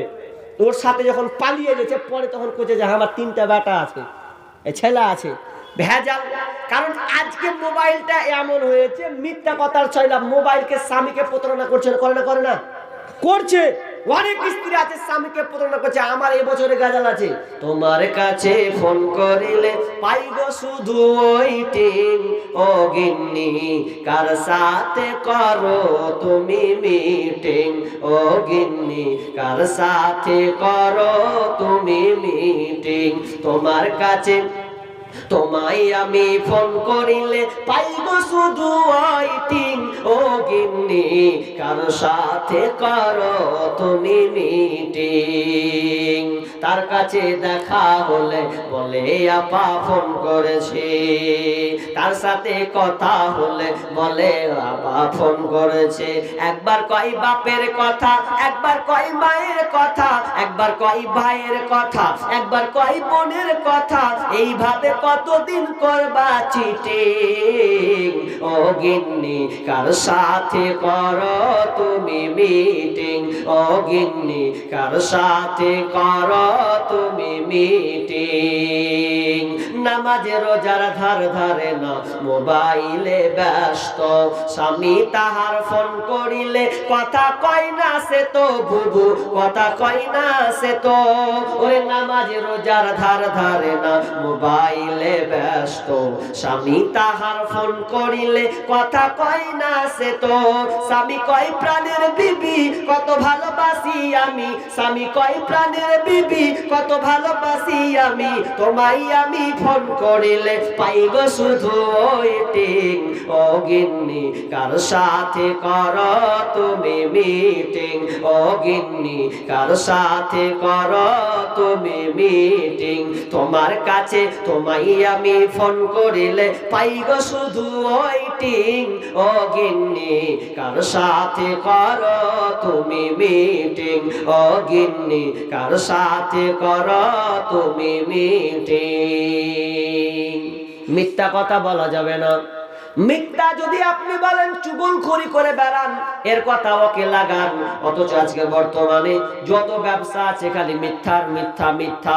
ফলবালা বলেন, চালবালা বলেন, তরকারিওয়ালা বলেন, আলুওয়ালা বলেন, যত ধরনের ব্যবসা আছে মিথ্যা না হলে ওর ব্যবসা চলে না। আবার কথা বলে মৌলভী সাহেব মিথ্যা কথা না বললে আমার ব্যবসা চলবে না। না না না, এটা তোমার মিথ্যা কথা, মিথ্যা কথা। সত্য কথা বলে তুমি ব্যবসা করো, তাহলে তোমার ব্যবসাটা হালাল হবে। যদি মিথ্যা কথা বলো তাহলে তোমাকে সেই কবরের আযাব খেতে হবে। শুধু তাই নয়, সামুরা বিন জুনদুব হাদিসটি বর্ণনা করছেন, বুখারীর রিওয়ায়াত, বুখারীর হাদিস। বিশ্ব নবী যখন ফজর সময় হয়ে যেত, ফজরের সময় হয়ে গেলে আপনার কিনা মুসল্লির দিকে মুখ করে বলতেন, ওরে আমার সাহাবীরা, তোমরা কি আজকে স্বপ্ন দেখেছো? তোমরা কি আজকে কোনো স্বপ্ন দেখেছো? তখন সাহাবীরা বলছেন, না ইয়া রাসূলুল্লাহ, আজকে আমরা কেউ স্বপ্ন দেখিনি। তখন বলছেন, নিয়ে তাহলে শোনো, আমি আজকে একটা স্বপ্ন দেখেছি, ভয়ঙ্কর স্বপ্ন। কি স্বপ্ন দেখেছো? বিশ্বনবী বলছেন, ওরে সাহাবীরা শোনো, লম্বা ঘটনা। দুইজন লোক এসে আমাকে ধরলো, ধরে নিয়ে আমাকে পবিত্র ময়দান এমন একটা জায়গা নিয়ে গেল যেখানে ইঙ্গিত করা হয়েছে সাফা ময়দান, তার দিকে আমাকে নিয়ে যাওয়া হলো। ওই দিকে আমাকে নিয়ে যাওয়ার পর প্রথমে একটা দৃশ্য দেখতে পেলাম। দৃশ্যটা কি রে বন্ধু? দৃশ্যটা কত খাতারনাক! আমি দেখতে পেলাম একটা লোককে, একটা ফিকজোর লোক তার গালকে চিড়ছে, এইভাবে গালটাকে চিড়ছে, শিকড় দিয়ে, আকড়া দিয়ে তার গালটাকে চিরা হচ্ছে, এদিক থেকে আবার এদিক থেকে। এদিক যখন সম্পূর্ণ চিরা হয়ে যাচ্ছে, আবার বামটা ধরছে, বামটা যখন চিড়ছে এটা ভালো হচ্ছে, আবার এটা চিড়ে ফেড়ে বের করে দিচ্ছে, রক্ত চড়ছে। এতটা আযাব দেওয়া হচ্ছে। এক নাম্বার। নাম্বার দুই, দ্বিতীয় নম্বর দেখতে পেলাম ঘাড়ের উপর করে চিত হয়ে শুয়ে আছে। ওই লোকটার মাথায় একটা ফেরেশতা তার মাথায় এমন জোরে মারছে, মাথাকে চৌচির করে দিচ্ছে, মগজগুলো বেরিয়ে চলে আসছে। এত জঘন্য, এত মগজ দিয়ে রক্ত বের হচ্ছে। কি কেন হচ্ছে? তারা বলছেন চলেন সামনের দিকে। আবার সামনের দিকে যায়। 3 নম্বর 3 জায়গায় দেখতে পেলেন তন্দুরি রুটি যেখানে করা হয়। তন্দুরি দেখেছেন রুটি করা হয় খোলা তন্দুরি, সেই তন্দুরির মুখটা ছোট, ভিতরটা গর্ত অনেক। সেখানে দেখছে অনেক মানুষ দাও দাও দাও দাও করে জ্বলছে। একটার পরনে কাপড় নাই, ছেলে আর মেয়ে আছে, জমা জমা হয়ে লেগে আছে। আগুনটা যখন যখন দুলছে দাউ দাউ করে যেন উপরে উঠে যাচ্ছে, মনে হয় নিচে নেমে যাবে। আবার যখন আগুনটা নামছে তো নিচে আবার সবটিকে নিচের দিকে নিয়ে চলে যাচ্ছে। বলছেন এটা কেন, কি শাস্তি, কেন শাস্তি দেওয়া হচ্ছে? আগে চলেন নাম্বার 4, 4 নম্বর জায়গায় দেখতে পেলাম বিশ্বনবী ভয়াবহ দৃশ্য দেখতে পেলেন। দৃশ্যটা কি?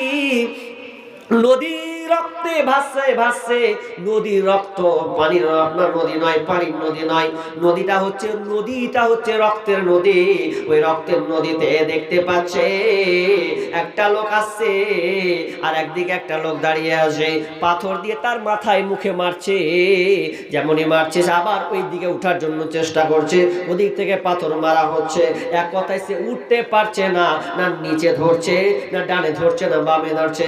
মনে হয় মহাসমুদ্রের মধ্যখানে তাকে ফেলে দেওয়া হয়েছে, কোনো কিনারা আসে পাই না। আলোচনা বলছেন কেন শাস্তি হয়েছে জি? বলছে আরো সামনে চলেন। সামনে গিয়ে তিনি সুন্দর শ্যামল ভালো একটা জায়গা নিয়ে গেলেন। জায়গাতে নিয়ে গিয়ে তিনি দেখতে পেলেন একটা বট গাছ, বট গাছের চারদিকে একটা বৃদ্ধ লোক, বয়স্ক লোক, তার সঙ্গে কত ছোট ছোট ছেলে মেয়ে আছে। ওই ছোট ছোট ছেলে মেয়েরা তার সঙ্গে খেলনা করছে। তারপরে দেখলাম একটি পাশে আগুন নিয়ে দাও দাও দাও দাও করে জ্বালাচ্ছে। বলছেন এটা কি? বলছে সামনে একটু উপরে চলেন। তখন বট গাছের উপরে যখন উঠিয়ে দেওয়া হলো, উঠিয়ে দিয়েছেন, আহারে এত সুন্দর দৃশ্য। সেই দৃশ্যতে দেখলাম বৃদ্ধ যুবক ছেলে মেয়ে সবাই, নর নারী ছোট বড় সবাই যেন ওখানে আছে। তারপরে আবার উপরে উঠানো হলো, একটু উপরে দেখলাম সেখানে যুবক আর বৃদ্ধ লোক আছে। এরপরে সম্পূর্ণ করার পর এবার বিশ্বনবী বলছেন বলো না কি ওগুলা হয়েছিল? তখন ফেরেশতারা বলছেন ইয়া রাসূলুল্লাহ, আমি জিবরাইল হচ্ছে মিকাইল, আপনাকে দেখাচ্ছি ভয়াবহ দৃশ্য।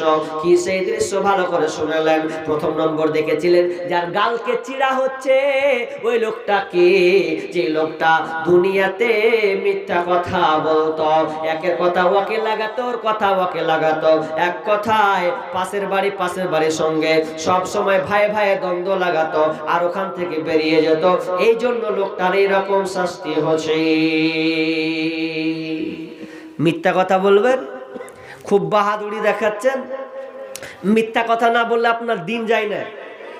মিথ্যা কথা বলবেন, গাল চিড়ার শাস্তি আপনাকে পেতেই হবে। ওটা শাস্তি কোথাকার? ওটা কবরের শাস্তি। ওই শাস্তিটা হবে কবরের শাস্তি। কবরে তাকে এইরকম শাস্তি দেওয়া হবে। একটা গেল গাল চিড়া, দ্বিতীয় লোকটা কে? যে দ্বিতীয় লোকটার মাথাকে মেরে চাউচির করে দেওয়া হচ্ছে। দ্বিতীয় লোকটা বিশ্বনবীকে বলছেন ফেরেশতারা ওই লোকটা কে? যেই লোকটা কোরআন তেলাওয়াত করত, কিন্তু কোরআন জানতো, কিন্তু কোরআন পড়তো না, পড়লেও ঠিক মতন আমল করতো না, কোরআন থেকে সে অনেক দূরে থাকতো। এই জন্য তার এই শাস্তিটা এইরকম হচ্ছে। নাম্বার 3 নম্বর ব্যক্তিকে আমি দেখলাম অনেক লোক ছেলে মেয়ে একসঙ্গে উলঙ্গ আবার ন্যাঙ্গা হয়ে তারা জাহান্নামে দাও দাও দাও দাও করেছে, যে তন্দুরের মধ্যে, গর্তের মধ্যে। ওরা কারা? ওরা হচ্ছে যারা দুনিয়াতে জিনা ব্যভিচার করত। মুসলমান আজকে দেখা যায় জিনার সয়লাভ চলছে। জেনা কত খারাপ হয়েছে জানেন? মোবাইল থেকে যদি শুরু করেন, আমি গতবার বলেছিলাম এবিসি নিউজের রিপোর্ট দিয়েছিলাম যে ভারতবর্ষে 5 লাখ শিশুগুলোকে হত্যা করা হয়। এটা এখন আবার বেড়েছে। 5 লাখ শিশুকে হত্যা করা হয়। তো 3টা কারণ তারা বর্ণনা করেছেন। একটা কারণ কি? একটা কারণ বর্ণনা করছেন, সেটা হচ্ছে কি, যে সন্তান বেশি নিবে না, মেরে দিচ্ছে, 2টার বেশি নিবে না, যেমন করে হোক মারতে হবে। একটা কারণ বের করেছেন। দ্বিতীয় কারণ কি করেছেন? যে বিয়ের আগে অনেক মা বোন প্রেগনেন্ট হয়ে বসে আছে। না এরকম আপনার এলাকায় নাই, কিন্তু মালদার ডিস্ট্রিক্টে তো আছে, ঘটেছে, যে বিয়ে হয়নি তার আগে প্রেগনেন্ট হয়ে বসে আছে, পেটে বাচ্চা। তখন মা তখন কি করবে? কি লাজে কার সঙ্গে পরকিয়া করতে গিয়ে, জেনা করতে গিয়ে ধরা, মানে এর হাল হলো। তো এখন যদি গরিব ঘরের বেটি হয় তো ওর কোনো রাস্তা আছে জি? ওকে বলবে যে এক কাজ মরগা, মরার বেটি মরগা, তাহলে বিষ খাইয়ে লেগা, এই হচ্ছে। আর না হলে বাচ্চাটাকে মেরে দে। আহা, 10 মিনিটের আবেগ মাগো, 5 মিনিটের মন, কে তুমি মা দেখতে দিলা না এই পৃথিবীর মুখ, জোর করে আসি নিকট তোর শরীরে আমি, পৃথিবীতে নাকি সন্তান হয় মায়ের কাছে দামি। তবে কেন সুখের ভুলে আমায় পেটে নিলা, সুখের শেষে কেটে ছিঁড়ে আমায় ফেলে দিলা। একদিন তুমি আমার কাছে আসবে ঠিকই মাগো, কি বলবে আল্লাহর কাছে জমা করে রাখো। আমি তো বেঁচে গেছি, বেঁচে গেল মান, নইলে লোকে বলতো মরে অবৈধ সন্তান। একটু অবৈধ সুখ পেতে মা আমায় পেটে নিলে, কলঙ্কের ভয়ে তুমি আমায় ছুঁড়ে ফেলে দিলে। তোমার মাও করতো যদি, তোমার মাও করতো যদি তোমার সাথে এমন, বুঝতে মাগো সেদিন তুমি মৃত্যুর যন্ত্রণা কেমন। ওরে মা, ওরে বোন, তোমাকে বলি শোনো খবরদার, তুমি জেনার নিকট যেও না। আল্লাহ বলছে ওয়ালা তাকরাবুজ জিনা, লা তাকরাবুজ জিনা, খবরদার তোমরা জিনার নিকটবর্তী হবে না। কারণ জিনাটা এমন একটি খারাপ জায়গা, কোন মানুষ যদি জীবন জেনায় একবার চলে যায়, ধোকার লাইনে চলে যায়, তাহলে বাঁচার তার কোনো পথ নাই। অথচ আজকে দেখা যায় মুসলমানের ঘরে ঘরে ঘরে ঘরে ঘরে জেনার সয়লাভ চলেছে। আবার অনেকে বাপ মাকে ফাঁকি দিয়ে ছেলে মেয়ে প্রেম করে আবার কোর্ট ম্যারেজ করে চলে আসে। এগুলা সব জেনা, সব জেনা। যতদিন বাপ না রাজি হচ্ছে মেয়ের বিয়েতে, যত অর্থে পোতা লাতি যতই হোক, জীবনে হালাল হবে না। হালাল কোর্ট ম্যারেজ করে আর ফোর্ট ম্যারেজ করেন, উপায় নেই। বাপ যদি রাজি না হয়, আবার নতুন করে বিবাহ করাতে হবে ওকে। মা বোন খবরদার, জেনা থেকে বাঁচো। মোবাইলে যত ছেলে ছবি আছে ডিলিট করে দাও। ওরাকে তোমরা চিনো না, বেড়ে ছেলেকে চিনো? বেটা ছেলে তোমরাকে ভাবে শালপাত, ভালো করে মনে রাখিও। শালপাত বুঝেন জি? শালপাত খেলে শালপাত ফেলে দেয়, রাখবে? মা বোনকে বলবো আপনারা কাঁচা থালার মতন হন, শালপাত হয়েন না। কাঁচা থালা মা বোনেরা কোনদিন ফেলে দেখেছেন? ফেলে মানে এই একটু যদি উল্টা পাল্টা করতেন, কবে যে কিনে খাও গা, কিনে কাঁচা থালা মায়ের বাড়ি থেকে নিয়ে এসছি, তো মাথা খারাপ, এরকম বলবে। আর শাল পাতে খেতে শিখেন। দেখেন আমি আসছি শেষের দিকে, আসছি, চলে এসছি, হ্যাঁ চলে এসছি শেষের দিকে। তো কি বললাম যে আপনি এই জেনা থেকে বাঁচার চেষ্টা করুন। অনেক মা বোন আছেন পুরুষকে আকৃষ্ট করার জন্য যে ঢং বেঢঙের কাপড় পরছে, আল্লাহ পুরুষকে আকৃষ্ট করছেন। বোন সাবধান হন, নাহলে আপনারও এরকম হালাত, কবরে শাস্তি হবে। তারপরে কি শাস্তি দেখতে পেলেন? তারপরে দেখছেন যে রক্তের নদীতে মারছে, ওটাকে জানেন? সুদখোর। ওই সুদখোরের শাস্তি ওরকম হতে থাকবে যারা সুদ খাবে দুনিয়াতে, এরকম শাস্তি কবরে একবারে শাস্তি, ওটা নিদর্শন তিনি বর্ণনা করছেন। তারপরে শুনেন, এবার বসেন, শেষের দিকে বলি, আমি আর ব্যাখ্যাটা করছি না। তবে কবর থেকে যদি আপনি বাঁচতে চান, একটা টিপ দিচ্ছি, নিয়ে যান এটা। কবর থেকে যদি আপনি বাঁচতে চান, তাহলে একটা টিপ দিচ্ছি, হাদিস থেকে আপনাকে বলছি, ভালো করে শুনুন। আচ্ছা, কোরআন কে কে পড়তে পারেন ভাই? হাত তুলেন তো। কটা লোক? মাশাআল্লাহ, কয়েকটা লোক তুলেছে। আহা হা, খুবই আফসোস জি। হ্যাঁ জি, আমরা নবীকে না দেখি গা, ভালো করে শিখেন তো। আমরা নবীকে দেখেছি কি? দেখিনি, মানেছি নবীকে না দেখি গা। কিন্তু আপনাকে একটা কথা বলছি, ভালো করে শুনেন। নবী তো কোরআন তেলাওয়াত করেছেন, 30 পারা মুখস্থ তিনি। সর্বপ্রথম যদি কারি, যদি আপনি হাফেজ বলেন তো নবী সাল্লাল্লাহু আলাইহি ওয়াসাল্লাম, তাই তো? প্রথম হাফেজ তো তিনি, আমরা তিনাকে দেখিনি। ভালো করে শুনেন, মুরব্বী আপনাকে বলছি, আপনি কোরআন পড়তে শিখেননি, একটু আফসোস করেন না যে আমি না হয় পড়িনি, নবীকে দেখিনি, কিন্তু নবী তো কোরআন তেলাওয়াত করেছেন, মুখ লড়াননি। কি পড়েছেন? বিসমিল্লাহির রহমানির রহিম, আলিফ লাম মিম, যালিকাল কিতাবু লা রাইবা ফীহি হুদাল লিল মুত্তাকিন। তার মানে আপনি যখন এইভাবে পড়বেন, নবী তো এইভাবে পড়েছেন, ঠোঁটখানটা তো তার এইভাবে নড়াচড়া করেছে, আপনি যখন পড়বেন তো আপনার ওই রকম ঠোঁট নড়বে। নবীকে আপনি না দেখেন, কিন্তু আপনি যদি কোরআন পড়েন তো নবীর সঙ্গে আপনার নবী যেমন ঠোঁট নড়েছে, আপনার ওই রকম ঠোঁট নড়তে নড়তে আপনার যাবে। তাহলে একবার কি আপনার আশা জাগে না নবীকে না দেখে? তো নবী যেভাবে কোরআনটা পড়েছে ওইভাবে আমি আমার বাড়িতে গিয়ে হরফের উপরে হাত দিয়ে দিয়ে দিয়ে দিয়ে আমিও নবীর মতন করে কোরআন তেলাওয়াত করব, এই ইচ্ছাটা কি আপনার জাগে না?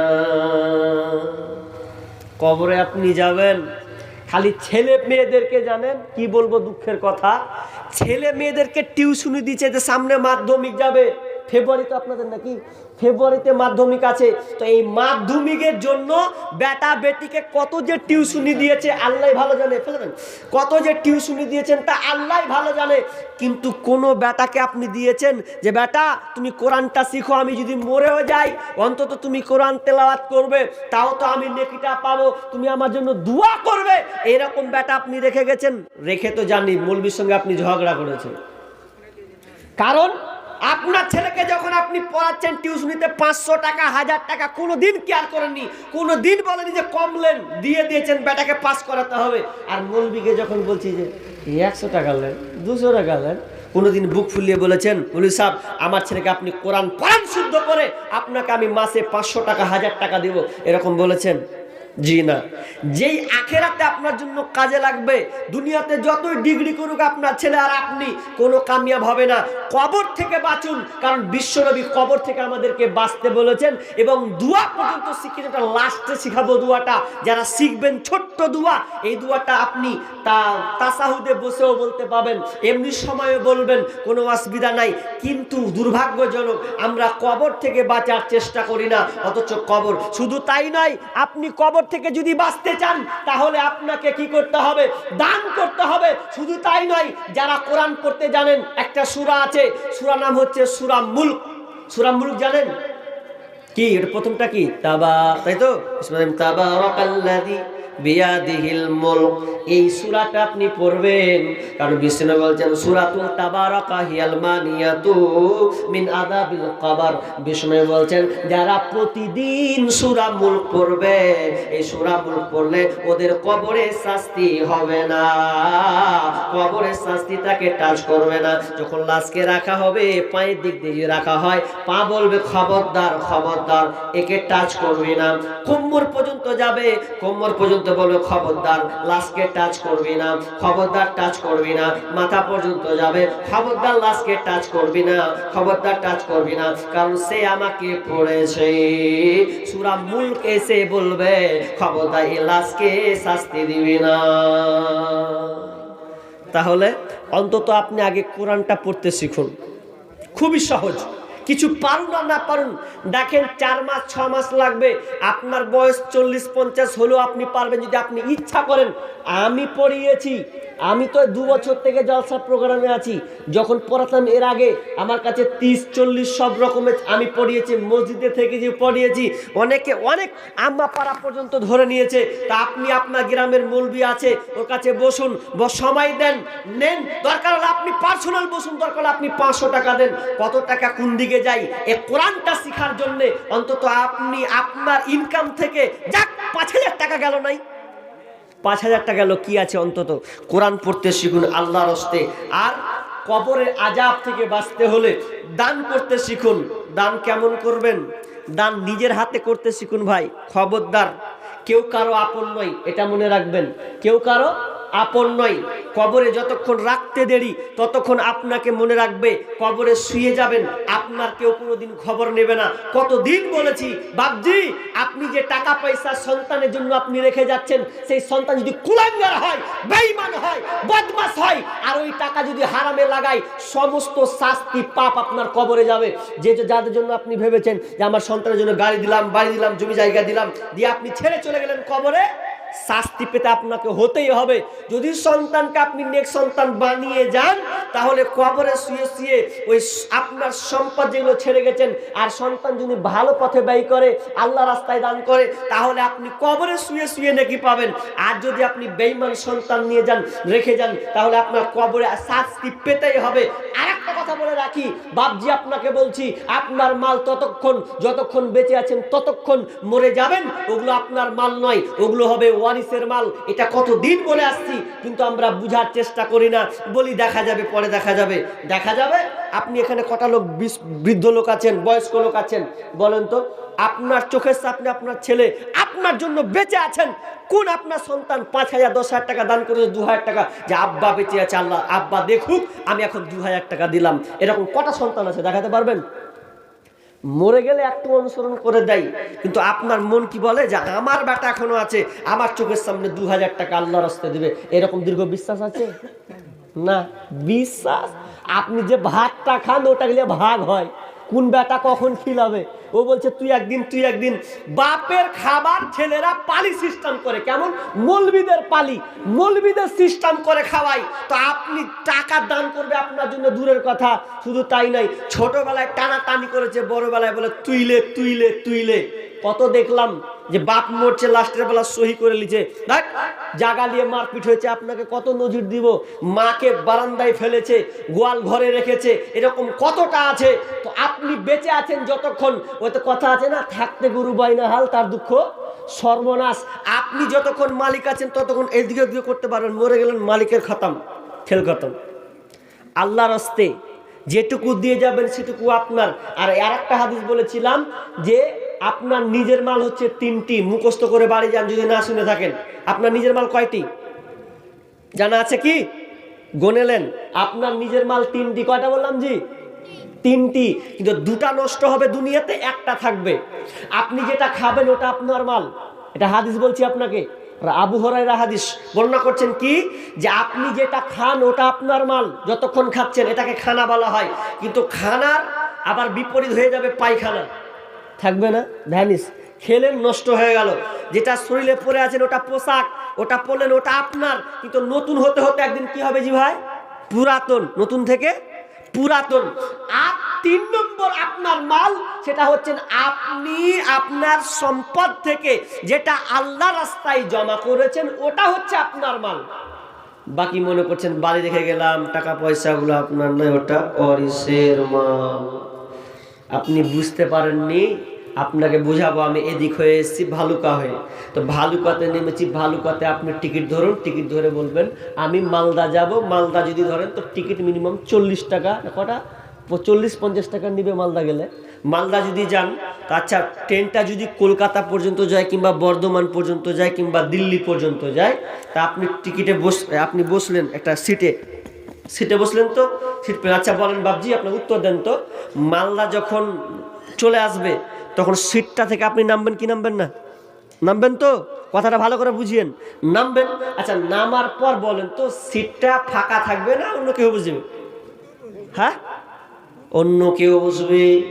ঠিক তেমনি ভাবে আপনি যতক্ষণ বেঁচে আছেন ততক্ষণ আপনার মাল, যখনই আপনি মরে যাবেন, বেটারা ভাইরা, বেটা না থাকলে আপনার ভাই আপনার বাপের দিকে চলে যাবে, ওটা আপনার সম্পদ মিলি বন্টন হবে, ভাগ হয়ে যাবে। তার মানে আপনাকে এটা বুঝতে হবে, এটা ওয়ারিসের মাল, এটা আমার মাল নয়। যতক্ষণ বেঁচে আছি ততক্ষণ আনন্দ ফুর্তি করে নিব, এটাই হবে আপনার মাল। কিন্তু আপনি যেদিন মরে যাবেন সেদিন আর আপনার কোনো মাল কাজে আসবে না। এই মাল ধন ছিল তোমারও দাদার, সে মরে গিয়ে হয়েছে তোমার বাবার।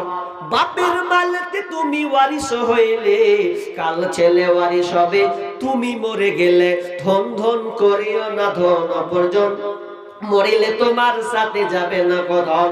ধন ধন অপরজন না রহে কাহার, অপরে তোমার মালে উড়াবে বাহার।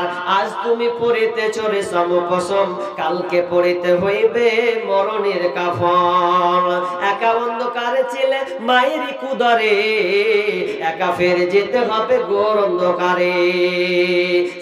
সেকেন্ডার বাচ্চা মরিবার কালে এই ওসিয়ত করে ওয়ারিস সকলে, মরিলে আমার তরে শুনবার এবার, কাফনের সাথে হাত বেদনা আমার, সকলে মিলে ঝুলে খাটলিতে করে, 2 হাত ঝুলাইয়া লইয়া যাইও মরে। এই হাল দেখে মোর যত মাখলুকাত আফসোস করিবে আর কহিবে এবার, সেকেন্ডার বাচ্চা এমনই এক ছিল, সকলে থাকিল আজ খালি হাতে গেলাম। তার মানে আপনি মরে গেলেন, আপনার ধন আর কিন্তু ধন নয়। এই জন্য আমি অনেক জায়গায় বলেছি, ধন সম্পদকে আপনি কাজে লাগান, সন্তানকে আপনি কাজে লাগান, তবে আপনার ধন সম্পদ আপনার কাজে লাগবে।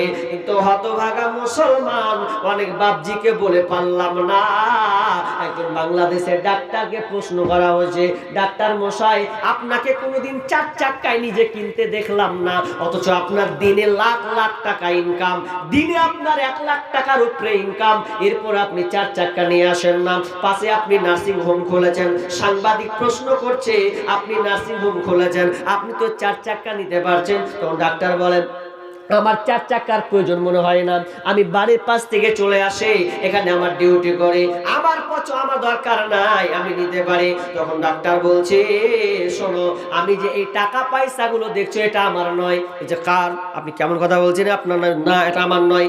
আমার যত ধন সম্পদ এটা হচ্ছে আল্লাহর, আল্লাহ আমাকে ব্যবহার করতে দিয়েছে, আমার যতটুকু দরকার আমি ততটুকু নিয়ে নিয়েছি, বাকি আমার যত ধন সম্পদ আছে এগুলো আমি পৃথিবীর কাউকে দিই না, আমি সব আল্লাহ যে খাত ব্যয়গুলো আছে সব আমি আল্লাহ রাস্তায় জমা করে দিই, কারণ আমার এটা আমার নয়। বলতে বলতে তিনি একটা উদাহরণ দিলেন, ধরে নাও আমার এই নার্সিং হোমে দেখছেন অনেক লোক আছে, কর্মচারী আছে, নার্সিং হোমে ওষুধ দেয়, এরা আমার প্রতিদিন লাখ লাখ টাকা লাড়ে, টাকা কিন্তু লাড়ে, কিন্তু লাড়ার সময় দেখবে ওরা টাকা লাড়ে ঠিকই বাক্সে ভরে দেয়, কেউ বাড়ি নিয়ে যায় না, লাড়া কামড়ালে কাস্টমারকে দিলে আবার ঢোকালে এরকম করে। ঠিক তেমনি ভাবে আল্লাহ আমাকে ওইভাবে সম্পদ দিয়েছে, আল্লাহ আমাকে লাড়তে দিয়েছে, যতটুকু দরকার অতটুকু নেই, বাকি আমি আল্লাহ রাস্তায় জমা করে দিই। ও ডাক্তার বুঝলো যে এটা আমার মাল না, বাকিটি আল্লাহর মাল। আসলে আমাদের মাল এগুলো নয়, আল্লাহ আমাদেরকে ব্যবহার করতে দিয়েছে, যতটুকু দরকার ব্যবহার করে নাও, বাকি তোমাকে ছেড়ে যেতে হবে। বন্ধু শেষে একটি কথা বলি, একটি কথা ভালো করে শুনেন, যখন আপনি মরে যাবেন, লাশ হয়ে যাবেন, দেখেন না আপনারা, আজকে আমি যখন আসছিলাম আপনাদের গ্রামের কে মারা গিয়েছে, ডাক্তার ইব্রাহিম শেখ, দেখেন তো মারা গেল, আপনারা সবাই রেখে চলে এসেছেন, আচ্ছা কেউ কি তার খবর নেবে? আর কেউ খবর নেবে না। মানুষ যখন মরে, নিজেকে আপনি ভাবুন, আপনি নিজেকে ভাবুন যে আমার কি অবস্থা হবে। ডাক্তার সামনে গেছে কবরে, তো বাড়ি থেকে একবার শুনতো, একটু ঘুমানতো, তো ঘুমিয়ে হাজি আর এক জায়গায় কথা বলছি যে হাজি ভাই কবর থেকে ভয় লাগে না? ভয় যদি না লাগে তো একদিন মসজিদে যে খাটটা আছে না, ওই খাটটাতে একবার রাতে ঘুমিয়ে দেখিয়ে তো কেমন লাগে, ট্রাই করে দেখিয়ে তো একবার। কেউ নাই রাতে, বড়টা একটাই চলে যাও, যে একবার ঘুমিয়ে দেখো তো 8 ঘন্টা 10 মিনিট কেমন লাগে, একবার ট্রাই করে দেখো, জান খাতরা হয়ে যাবে আপনার। কিন্তু আপনাকে যেতে বলছি না, আপনাকে বুঝানোর জন্য বলছি যে আপনি মনে করেন বাড়িতে ঘুমিয়ে আছেন, ধরুন আপনি মরে গেছেন, কি হবে?